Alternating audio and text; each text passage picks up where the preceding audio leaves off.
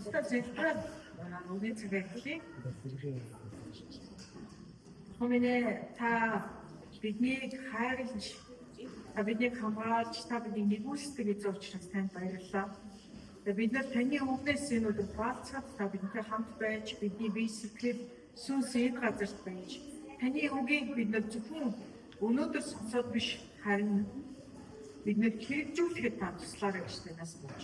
Зэ эндээс гараад ирэх 7 хоногт бид нар сонсон үгийн дагуу таны ариун сүнс бид нар сануулсны дагуу бид нар үйлдэхэд тусалж өгөө гэж танаас болж. Энэ бүгдийг таны хүү Есүсийн нэрээр амен. За тэгээд 100-ны туршид хүмүүс сорилтыг бий болгодог.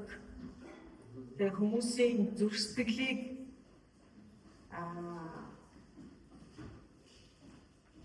тэгээ үргэлж одоо амар байлгадаггүй эсвэл хэцүү байлгадаггүй ядч байсан одоо нухацтай байхад хүргэдэг нэг сэдв бол яхахгүй мөнгө. Тэгэхээр хүний эд баялаг хаана байна? Тэнд зүрх сэтгэл авчдаг. Тийм үү? Бид нар цэфэнд юм өөрсдөө одоо цэфэнд юм хадгалдаг бол тэрийг орчид нүгэд явж чадах уу? Цэфэнд нүгэд яв. Чадахгүй шүү дээ. Тэгэхээр цэф байна. Дээрэс нь бидний хадгаламж байна. Тэгэхээр мөнгө гэдэг бол нэлээ гомцтой. Ялангуяа тэгээд Христ итгэгчдийг сордог, шалгадаг ч гэмээр юм. Тийм сэдв байна. За хортын дэвсгэртийн зургийг албаар гагуулсан байна. Тэгэхээр мөнгө хүчтэй юу? За бид нар цөөхөлөд хариулаарай хүмүүсээ. Мөнгө хүчтэй юу?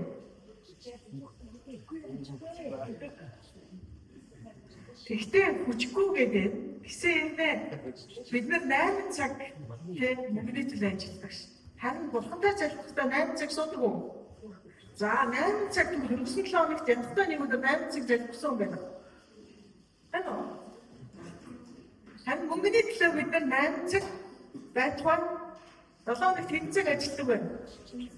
40 цаг ажилласан уу? Мөн үү? 40 цаг ажилласан юм байна уу? Ажиллаа ингэ байгаа ш. Бүр илүү цагаар ажилласан байгаа тийм. Илүү цагийн мөнгө авах нэг илүү цаг ажилласан. Тэгэхээр мөнгө итгэл үнэмшил хоёр. Тэгээд Христэд итгэгч хүний хувьд мэдээж Бурхныг хайрлах хэрэгтэй. Тэгээд Христэд итгэх хэрэгтэй. Тэгээд мөнгийг яаж харин эзэмшдэг байх вэ гэдэг чинь тухайн хүний итгэлийн төлөвшлөөс Библийн зарчмуудыг хэрхэн амьдралдаа хэрэгжүүлж байгаагаас маш их шалтгаалж байгаа тийм үү? За тэгэхээр мөнгө хүчтэй юу гэдэг асуулт нь 40 цаг ажиллаж байгаа учраас хариулж идэв. Энэ өөрөө хариулт тийм үү? Хүчтэй. Хүчгүй гэж хариулсан тийм. Гэхдээ үнэн бодит хэрэгтэй бол мөнгө хүчтэй. За хэдүүлээ Библиэд 1-р Тимот 6-гийн 10 хэдүүл аваач.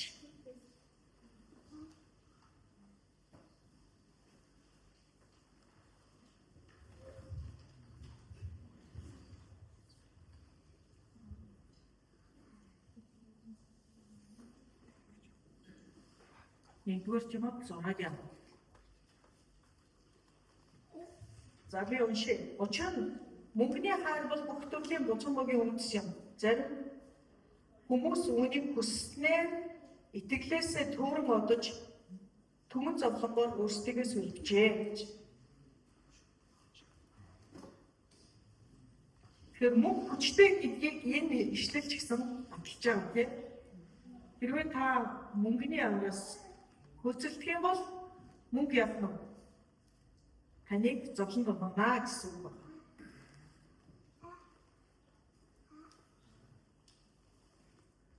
За нөгөө англиар яддаг хүмүүс байх учраас англиар нөгөө юунд гаргасан байна.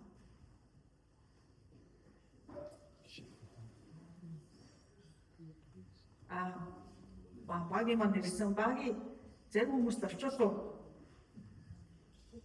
За. За баярлалаа. За тэгэхээр мөнгө гэдэг зүйлийг хэдүүлээ аваад үзье.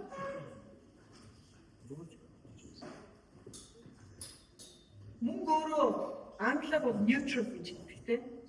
Та нар машин дээр neutral гэдэг араа одоо юу гэдэг байдаг тийм. Тэгэхээр зэрэг саармаг юм уу, саадл юм уу тийм зүйл байна. Мөнгө өөрөө мөнгөд дэвсгэрт өөрөө бидний эзэмддэггүй тийм. Мөнгөд дэвсгэрт өөрөө одоо хүн шиг болоод бие махбодтой болоод бидний эзэмдээд идэггүй. Харин түүний тэр цаасны үнц нь биднийг эзэмддэг байна. Тийм үү?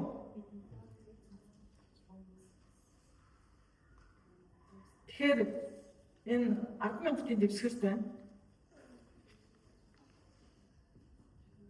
Мөнгө өөрөө биднийг өдөртөн жолоодоо ингээ мөнгийг харахад бид энэ цаас гэж хардаг. Тэгээд дээрэс нь мөнгө бол бүжгүй гэж бид нар ихтэй боддог. Гэхдээ үнэн яг бодит зүйлдер бол бид нар яаж хэлээд 7 хоног 40 цаг энэний төлөө ажиллаж энэ зүйлийг авахын төлөө. Тэгэхээр бид нар Бурхныг таньж мэдхийн төлөө 7 хоног 40 цаг ажилладаггүй. За 7 хоногт Бурхан хандан залбирсан, Бурхны өмнө чимээгүй суусан цагуудаа нэмээд хэд болж юм боддоо. За өдөрт 15 минут гаргасан юм байна уу?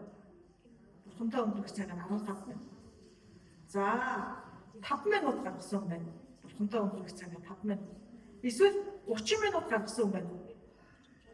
За 30 минут гэж үзье.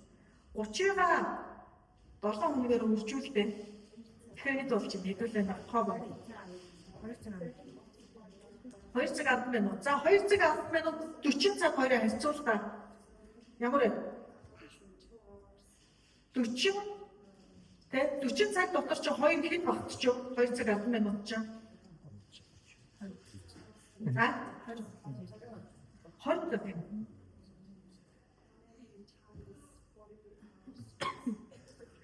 Тэгэхээр амьдрал чинь бурхан чухал, мөнгө чухал гэхээр бодит байдал юу хэлээд байна? Мөнгө чухал, бурхан бол тийм чухал биш гэдэг зүйл гарч ирээд байгаа үстэй. Тэгэхээр нэг хүн хэлсэн гэсэн өглөө би нөгөө манад ирснийг хүнтэй ярьж гисэн чинь хамгийн сүүлд Христэд итгэх зүйл чинь чиний төрөвч гэж хэлсэн. Тэгэхээр зэрэг энэ нь яг англи хэлээр хэлэхээр зэрэг чиний одоо төрөвч хамгийн сүүлд давуулах ёстой болтгоо. Бид нар өөрийнхөө зүрх сэтгэлийг өөрийгөө бурхан дээр авчирдаг, хамаатан саднаа авчирхыг хүсдэг. Тэгээ найз нөхдөө, үр хүүхдээ, гэр бүлийнхнийхээ.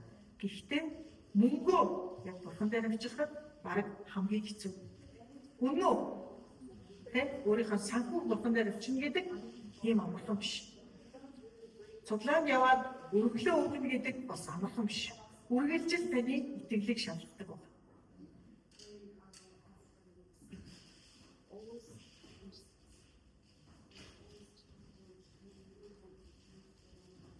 Тэгэхээр мөнгө өөрөө саармаг зүйл гэж байна тийм. Тэр харч биш, цагаанч биш. Мөнгө өөрөө тунгалагч биш, эсвэл одоо тийм тунгалаг биш зүйл. Мөнгө өөрөө ариун зүйл үү, эсвэл ариун бус зүйл үү? Энэ болохоор зэрэг саармаг зүйл. Харин мөнгийг яаж хэрэглэх вэ гэдэг чинь таныг буруу зүйл рүү авчих уу, эсвэл сайн зүйл рүү авчих уу гэдэг орчиж байгаа. За номлогчийн үгс 5:10 болгох байна уу? Библиэс ясна. Номлогчийн үгс 5:10. За мөнгийг хайрлагч нь мөнгөд үл ханах ба элбэг дэлбэг эрхэмлэгч нь орлогодоо цаддаггүй. Энэ нь бас л хоосон.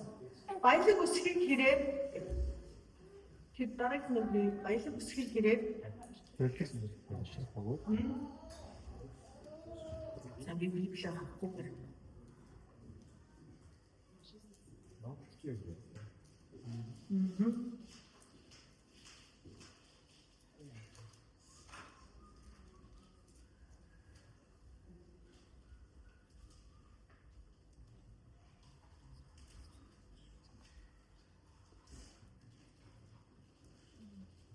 Баялаг үсгийн хэрээр зорилгосод олших бөгөөд тэдгэрийг хараад суух нь өмчлөгчийн ашиг юм гэж юу? За тэгэхээр зэрэг нэг статистик мэдээ гарсныг би харсан байна. Тэгээд тэр нь юу гэсэн цагдаагийн газрын статистик байсан. Залингийн гэмт хэргийн талаар нэгдүгürt ямар хүмүүс их заллин хийсэн бэ гэхээр зэрэг бөөнөр маш их заллин хийсэн байсан. Хүмүүсээс асар их хэмжээний мөнгө авсан. Хоёрт нь хэн байсан гэж байна? Христэд итгэгч гэж нэрлсэн хүмүүс итгэл үнэмшлийнхаа дагуу хүмүүсээс асар их мөнгө заллсан. Тэгэхээр зэрэг итгэл үнэмшлийг чинь би бас Христэд итгэдэг гэд мөнгийг заллах ангуучд олон байна. Тийм учраас хинтээ бизнес хийх үү, ямар хүнд итгэх үү? Христэд итгэгч гэдэг болгон найдвартай гэсэн үг биш. Тантай хамтарч таны бизнесийг амжилттай болгох гэсэн үг биш шүү. Тэгэхээр Монгол улсад тийм статистик мэдээ гарсан байна.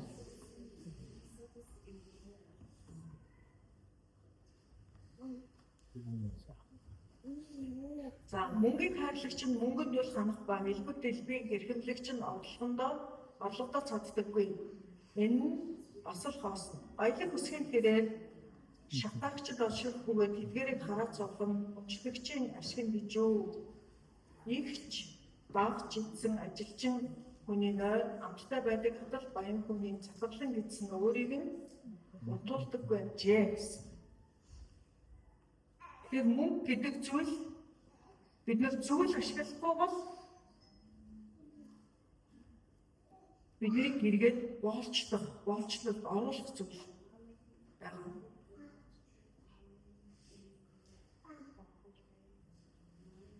За Хагийн номын 2:8 дээр юу хэлсэн гэхээр зэрэг мөнгөч алдч минийх гэж хэлсэн. Тэгэхээр алтыг олоход анх олборлоход шороо шиг зүйл. Шууд алтыг олборлож байгаад энэ алт байна гэж баг таних боломжгүй. Тийм учраас алтны судал болсон өөр хаймууд уулыг оронгоор нэргүүлж байгаа бүгдийг угаад цэвэрлээд аль нь алт вэ, аль нь шороо вэ гэдгийг алт.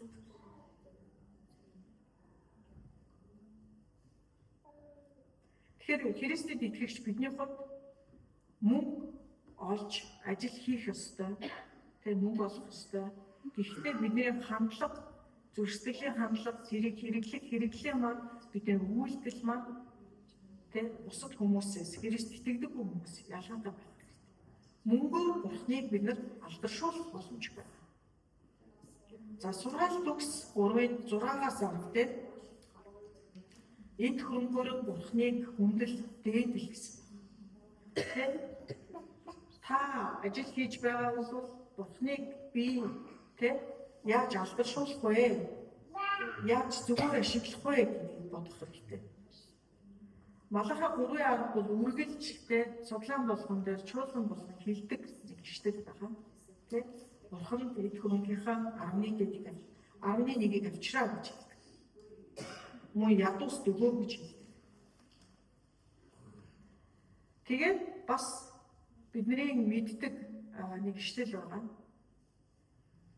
Есүс хэлдэгтэй шоронд байхад минь намайг иргсэн, өвчтөй байхад минь намайг эргэж ирсэн, надад тусалсан. Ядуу байхад минь надад тусалсан, хоолгүй байхад минь намайг хоолцсон.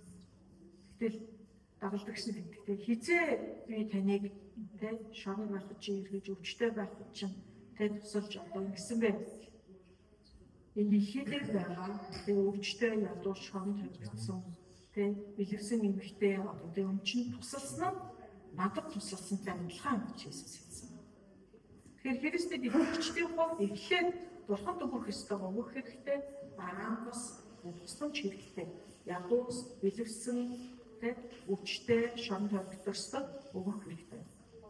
Энэ нь бидний мөнгийг хэрэгжилж байгаа мөнгөөр Бурхныг алдаршуулж байгаа нэг арга. За Лук 12:33 дээр хэлсэн бүхий төрөнгөө нэг баян хүн илүүдэг гэлээ. Бүхий төрөнгөө зараад намайг дагаж ирсэн.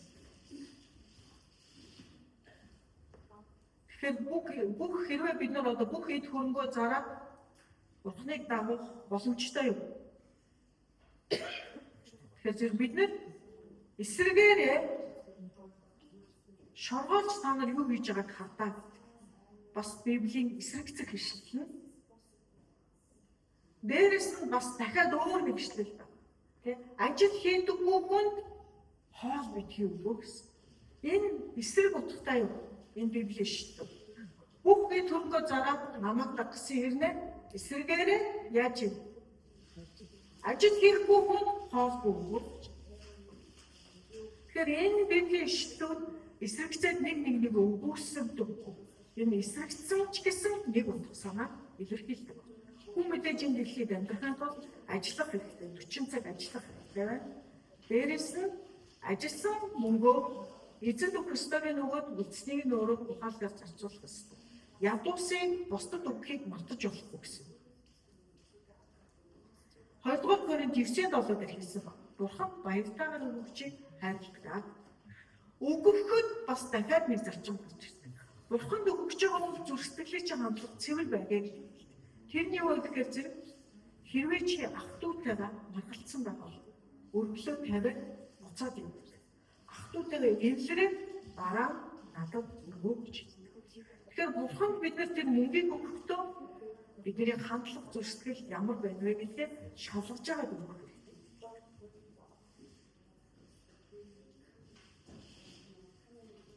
Тэгээд баялагт бүү найддаг тийм.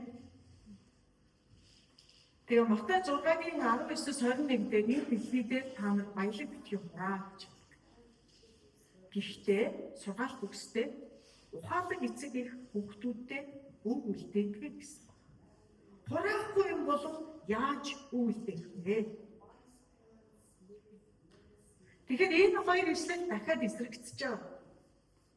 Тийм байгааз нэг нь хөрөнгө хураа гэж өгөөд сургаалт өгсдөө юу гэдэг вэ? Ухаалаг эцэг эхчүүд хүүхдүүдэд өг үлдээдэг гэж. Тэгэхээр нэг нь хураагаад ухаалаг эцэг байгаад хүүхдүүдэд өглөх үү? Эсвэл би мөнгө одоо Бурханы өнгөд мөнгө хөрвүүлж болохгүй, хөрөнгө хурааж болохгүй гэсэнгээд байхгүй. Тэгэхээр бодох асуудалтай. Бид нар яг нь өөртөө хөрөнгө хураагаад алтан шүдтэй байсан ч гэсэн алтан шүдээ аваад мөнхийн ус руу явж чадах уу? Чадахгүй. Харин тэр алтан шүдээг яах вэ? Алтан шүдээ өвлүүлж болно. Тийм үү? Танд эд хөрөнгө байшин машин байгаа бол өвлүүлж болно. Тэгэхээр юу гэсэн бэ? Сургаалт өгсдөө ухаалаг эцэг гэж ухаалаг хүүхдтэй өв үлдээдэг гэсэн. За одоо дэлхийд амьдарч байгаа еврейчүүд асар их хөрөнгө эзэмшдэг тийм үү? Тэднэрт юу байдаг вэ? Банк байгаа. Тэднэрт үйл хөдлөх хөрөнгүүд байгаа. Тэд дэлхийн толгой бич. Яагаад тэднэр дэлхийн толгой бич? Тэднэрт үндсэн тэд нар өөрсдөө нэрлэх талмууд гэж ном байна. Тэрнийхээ дагуу тэд мөнгөнд хандах 3 зарчим. Нэгдүгээр тэд нар яадаг гэлээ? Бүх олсон орлогынхаа 11%-ийг ядуусдаг. Хоёр дахь нь тэд нар бүх олсон орлогынхаа 3%-аад 3%-ийг нь хадгалдаг. Тэгээд үлдснээр тэд нар амьдардаг гэсэн. Тэгээд бас тэд нар хадгалж байгаа тэр мөнгөө хөрөнгө оруулалт хийдэг. Тэгээд 3 зарчим мөнгөд тэд нар ханддаг учраас удам дамжсан баячууд болж байгаа. Үр хүүхдүүдэд өв үлдээдэг. Тэгэхээр тэднээс бид нэр суралцаж болно. Гэхдээ мөнгийг бид нэр хөндлөхгүйгээр суралцах хэрэгтэй. Тэгэхээр Монголын нөхцөлд бидний тэр зарчмыг авчираад өнөөдөр хадгалбал ямар байх вэ жишээ? Ямар харагдах вэ? Мэдээж эхлээд за тэр 3 байхгүй. Мөнгө 3 боллаа. 3-ны 1-ийг яах нь? Ядуус төглөө. 3-ны дахиад 1-ийг нь хадгаллаа. Үлдсэн 1% нь амьдралаа. Боломж байгаа юм болж байна. Байна уу? За цалин хэдүүлээ цалин дээр тоо бодъё. За дундаж цалин хэдүүлээ. За дундаж гэхгүйгээр цалингийн нот хэмжээ хэдий? 896. За 900 мянга гэж. За 900 мянга 3 боллаа. Хэдүүлээ бодъё заяа. 900 мянга 3 бол 3-ны 1 нь хэд вэ? 300. 300-ыг нь ядуус төглөө. 300-ыг нь хадгаллаа. 300-аар амжилт болж байна уу?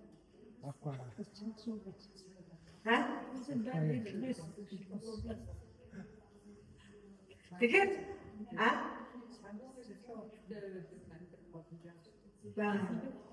900 гаруй 900 биш бүр 300 гаруй амьдрахгүй. 300-аар амьдрах уу? Монголчууд тэгвэл энийг хэрэгжүүлэхийн тулд зээл авах хэрэгтэй болно, тийм үү? Яг ингэж явъя гэх юм бол зээл аваад зээлээрээ амьдраад яг энэ зарчмыг нэг хэдэн сар хэрэгжүүлж магадгүй, тийм үү? Тэгээд дараа нь зээлийнхээ хүү нөгөөдгөө төлж чадахгүй болно шүү, тийм үү? За тэгвэл хэдүүлээ 2 сая гэж үзье. За дундад цалин. За 2 сая байдал яах вэ? Эхлээд татвар боомжлон татвартай нийгмийн татварлаа өгнө. Гал дээр хэд ирдэг вэ? За сая 500 гэхлээ. За сая 500-аас 11-ийг нь ядуус төглөө. 500-ыг нь төглөө. За 500-ыг нь хадгаллаа. За 500-ыг нь яах вэ? 500-аар амьдрах уу? Амьдрнаа. Амьдрах уу? За би жишээ нь өөрийнхөө амьдрал дээр авч үзэх юм бол манай хүүгийн төлбөрийн үйлээ одоо Марната Жой хоёр таконыхын төлбөр 100 навчин. За 200 дэш явцсан. Жошугийн зургийн төлбөр 120 илүү. За дэш явчихна. За тэгээд яг уу тэгээд хэд үлдчихв? За 320 явчлаа. За 180 яаж амжих вэ? Хөвтөс 6 нам бол байрны мөнгө байрны мөнгө 1600 байдаг байгаа. Одоо түрээсийн мөнгө сая 600 биш сая 600 байдаг байгаа. Тэгсэн чинь яах вэ? Хоол идэхгүй, хувц авахгүй. Гэхдээ бодит байдлыг ярьж байгаа шүү. Түмэн бидний тэгээ Христ итгэгч байна. Монголын нөхцөлд амьдарч байна. Цалин ийм байна. Баг тэгээ доод хэмжээ байна. Дунд хэмжээ ийм байна. За хамгийн дээд хэмжээгээр цалин авдаг. За цалингийн дээд хэмжээ юу юм? 7 сая юу? 10 сая. 10 гарцсан. За 70 саяын цалин авдаг хүн байна гэж байна. За бидүүлээ 70 яв 70 сая. За 70 саяын цалин авах яах вэ? За 70 саяас боддоо 70 саяас хуамын орлогын татвар нийгмийн татварлаа өгөөд гадар хэдийг үлдэх үү? За 60 сая. За 60 саяас 3 болоо 60 сая. Яг саяныхаа зарчмаар. 60 саяхан 20 саяыг нь ядуус төглөө.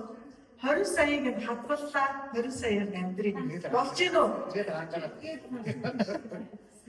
Тэгэхээр энэ Библийн зарчим маш өндөр цалин авдаг хүмүүст боломжтой юм шиг амжиж байна.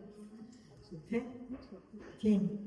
Гэхдээ бидний хувьд боломжгүй юм шиг байгаа ч гэсэн бид нэр мэдээж нэгдүгээр бид нар өртөө байх ёсгүй. За 2 саяын цалинтай хүн гэхэд нийгмийн татварлаа өгөөд сая 500 гар дээр аваад тэгээ илүү орлого хэрэгтэй болж байгаа. Илүү орлого олоод тэгээд бас 10% өгөөд за ядуус төгөө байлаа 10% өглөө тэгээ орлогын фонд тэгээд жоохон мөнгө хадгалах хэрэгтэй. Тэр мөнгө чинь жоохон байж болно гэхдээ хадгалах хэрэгтэй. Хадгалахгүйгээр явах юм бол ер нь хэцүү гэсэн.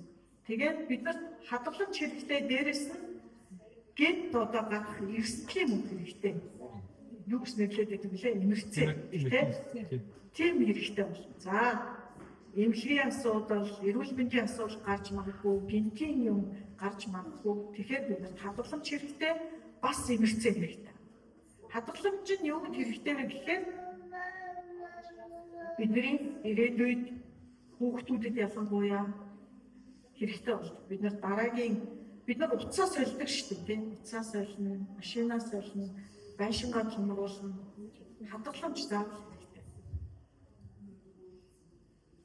Тэгэхээр багч гэсэн хадгалах хэрэгтэй гэсэн.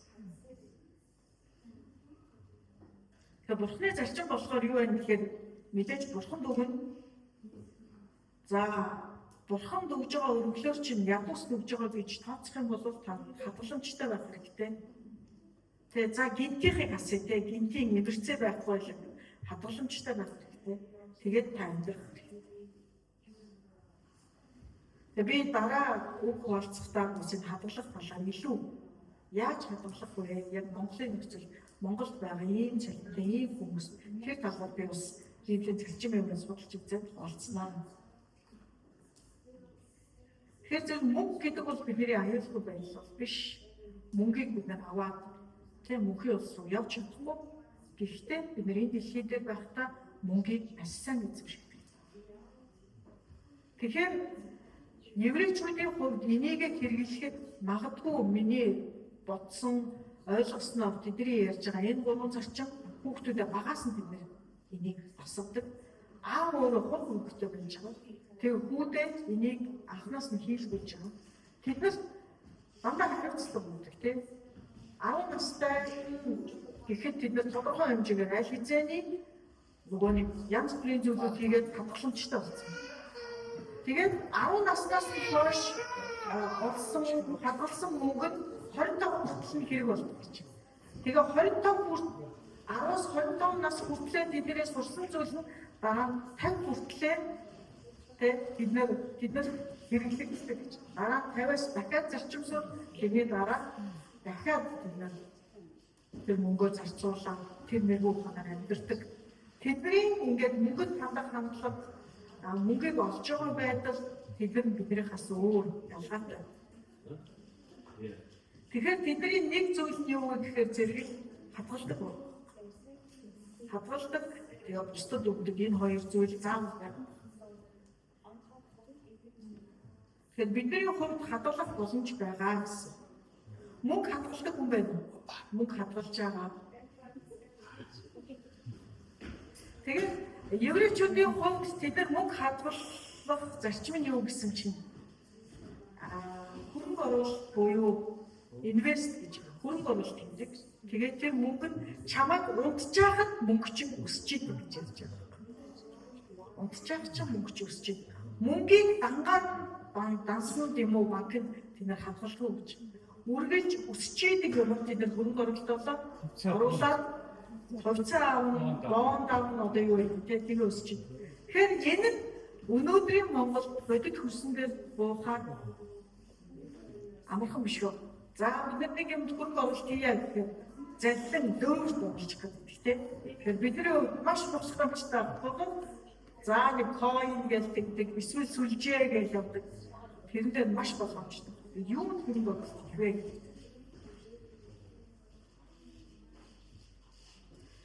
За эцэст нь Библиэлд яг мөнгөний тухай тийм.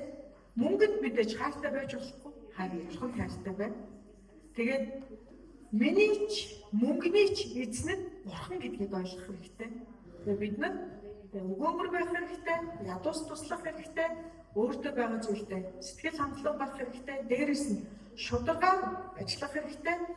Тэгээд мөнхийн зөвлөлд ашиглах хэрэгтэй гэдэг нь бид нар сайн мэдээнд бас мөнгийг хэрэглэнэ гэсэн.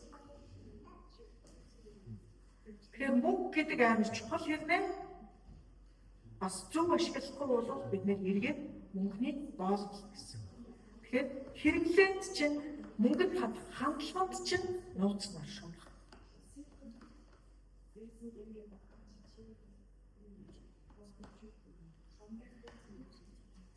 За тэгээд 7 хоногийн турш бурхантай цаг өнгөрөөгөө тэгээд цаг өнгөрөхдөө мөнгөндөө улам илүү бурхны мэрэгүү ухааны дагуу хандаж сухын төлөө залбираарай.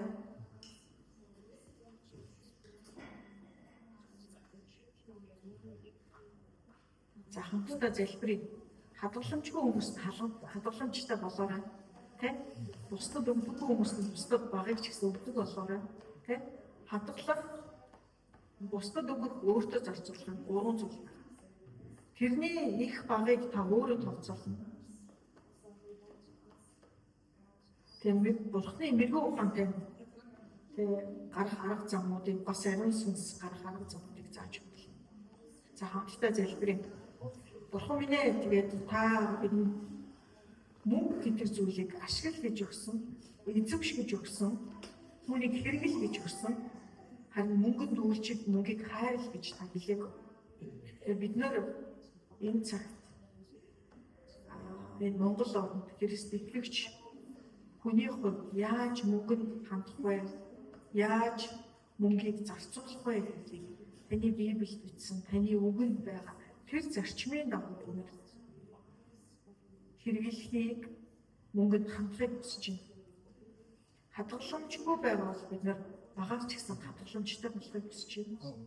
Мөн хөрөнгөө бас өсгөх хөрөнгө оруулалт хийх хүсэж байна. Тэр хөрөнгө оруулалт маань заллан биднийг заллах хүмүүст өгөх биш, яг жинхэнэ тийм хөрөнгө оруулалт хийх хүсэж байна.